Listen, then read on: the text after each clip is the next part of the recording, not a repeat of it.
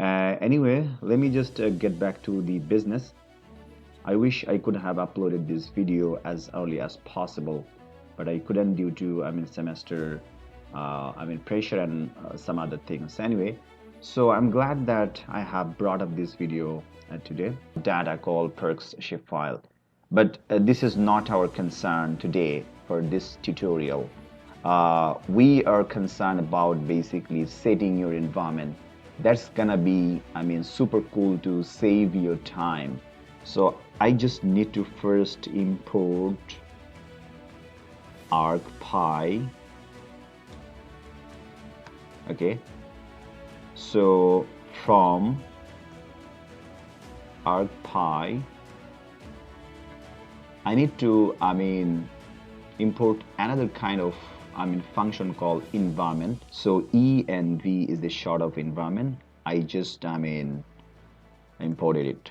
Okay, so now based on environment env, one dot is followed by a method. So I'm gonna use a method called workspace, and an equal should be used. Now I have to put the file directory where my data has been deposited. So this is the file directory, iHassan 2020, YT, a YouTube tutorial. I just copied this file directory and I just put there. Now I'm going to show you the effectiveness and the usefulness of setting your environment to create a new shapefile using another function called dissolve management.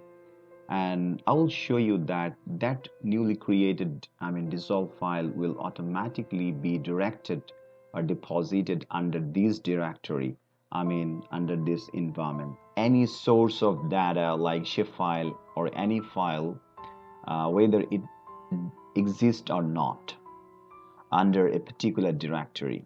So let's just pick up a random shapefile from this working environment pathway, and let's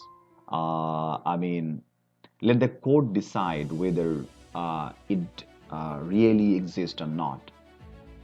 Enter. Look, the code rendered with true value, true Boolean value. So it means that perks.shapefile does exist under our